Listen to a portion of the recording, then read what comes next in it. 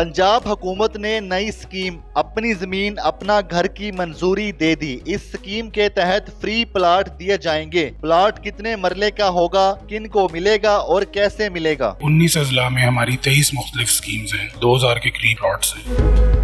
Sir, रवां साल का फाटा का पहला इजलास हुआ है। रवां साल का 101वां इजलास वैसे बन चुका है। 20 एजेंडे थे, जिसमें सबसे अहम जो तवज्जो का मरकज़ बना है वो ये था 3 मरले का प्लाट दिया जाएगा।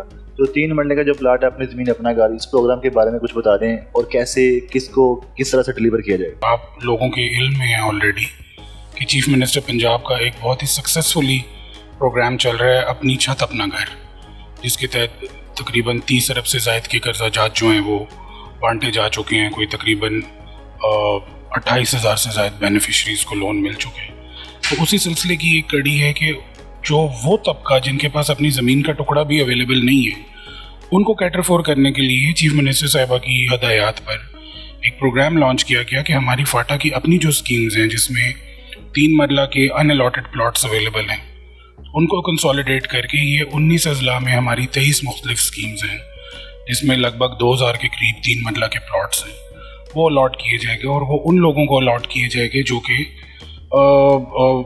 मतलब मतवसत तबके से भी नीचे और उनके पास अपनी कोई ज़मीन का टुकड़ा नहीं है घर बनाने के लिए। और इसका एक ऑनलाइन सिस्टम होगा जिसके थ्रू अप्लाई किया जाएगा। इसको इंशाल्लाह जब चीफ मिनिस्टर साहिबा बाकायदा लॉन्च कर देती हैं तो फिर इसके लिए हम एप्लीकेशंस रिसीव करना शुरू करेंगे। वो 19 ज़िला कौन से हैं, उनके बारे में बता दें, किन ज़िला में ज़मीनें अलॉट की? जी, मोस्टली जो हमारी स्कीम्स हैं वो तो पूरे सूबे में पाई जा रही हैं, लेकिन जो अनअलॉटेड प्लॉट्स हमें जिन स्कीम्स में मिले हैं उनमें जो मेजर अजला हैं हमारे पास, वो झेलम है, वो ओकाड़ा है, लाहौर में हमारे पास पत्तों की है, और उसके अलावा हमारे पास फैसलाबाद में मामू कंचन का इलाका है, इसके अलावा लोधरा में है।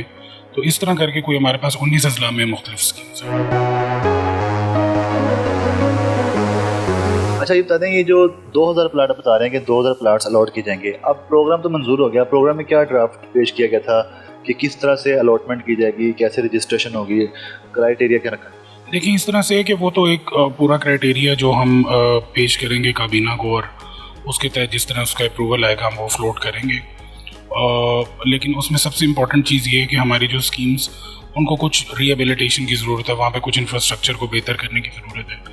कल गवर्निंग बॉडी के इजलास में उस चीज़ की मंजूरी दे दी गई है और इंशाल्लाह इस पे हम काम शुरू करेंगे। कुछ मतलब बता दें, अप्लाई करने का तरीकाकार कभी अभी डिसाइड हुआ है कि किस तरह से अप्लाई कीजिएगा, ऑनलाइन होगा क्या, और फिर उसके अलावा इसकी कोई रजिस्ट्रेशन फ़ीस भी रखेंगे क्या? नहीं, रजिस्ट्रेशन फ़ी वगैरह ऐसा कुछ नहीं है, और ऑनलाइन पोर्टल इसके लिए डेवलप कर लिया गया है।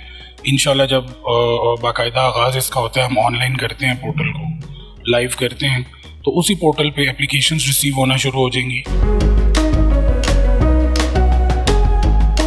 तो इसमें कितना वक्त लग जाएगा? अभी तो सिर्फ प्रोग्राम मंजूर हुआ है, अभी बता रहे काबीना में जाना है, फिर उसके अलावा मज़ीद भी प्रोसेस होंगे, तो होते होते मतलब कितने टाइम बाद जो है पब्लिक इंतज़ार इतना कर ले उसके बाद अप्लाई कर सकते? जी, मेरा ख्याल है ये हफ्तों और दिनों का इंतज़ार होगा, क्योंकि चीफ मिनिस्टर साहिबा की ये टॉप प्रायोरिटी है और वो जितना कीनली इस चीज़ को फॉलो कर रही हैं और ऑब्जर्व कर रही हैं और लेके चल रही हैं, अपनी छत अपना घर की कामयाबी इस चीज़ का सबूत है।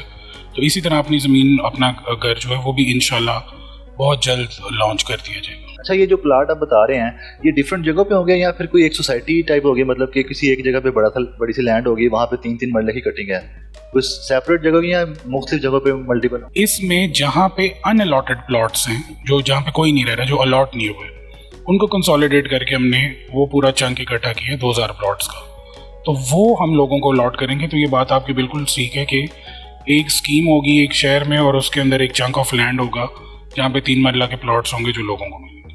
अच्छा, मुझे बता दें, आप क्यों चाहते हैं कि लोगों को उनके प्लॉट भी दिए जाएँ, जबकि घर खरीदना, ज़मीन खरीदना एक बड़ा मुश्किल काम होता है। बहुत से लोग ऐसे हैं कि बस इसी के लिए मेहनत मजदूरी करते हैं कि अपनी ज़मीन खरीद लें। तो गवर्नमेंट अगर देना चाह रही है तो क्यों देना चाह रही है? क्या गवर्नमेंट जो है वो चाहती है कि जो लोग रहते हैं किराए पर रहते हैं, या फिर वो जो लोग झुग्गियाँ बना लेते हैं, इन चीज़ों का खात्मा करना चाहिए? देखिए जी, इस तरह से है कि हाउसिंग जो है ना वो एक बहुत बड़ा मसला और एक अर्बन वर्ल्ड का और मॉडर्न वर्ल्ड का एक बहुत बड़ा मसला हाउसिंग। और पाकिस्तान जैसे मुल्क में और पंजाब जैसे सूबे में हाउसिंग जो है वो एक बहुत बड़ा चैलेंज है। और जिस तरह आपने अभी बताया कि हमारे जो मतवसत घराने होते हैं, middle class, lower middle class, उनकी सारी स्ट्रगल ही इस चीज़ की होती है कि वो अपने बच्चों के लिए सर पे छत ले सकें। तो ये एक बहुत बड़ा इनिशिएटिव है। हम ये नहीं कह सकते कि हम इससे हाउसिंग के मसाइल हल कर लेंगे, क्योंकि हमें लाखों करोड़ों की तादाद में शायद ये चीज़ें चाहिए होंगी, but this is the first step in the right direction कि जब हम लोगों को सर पे छत दे रहे हैं और उनको फैसिलिटेट कर रहे हैं किसी भी तरह से, तो ये एक जो लोगों की एक ज़िंदगी भर का ख्वाब होता है, ये उसकी तरफ एक कदम है।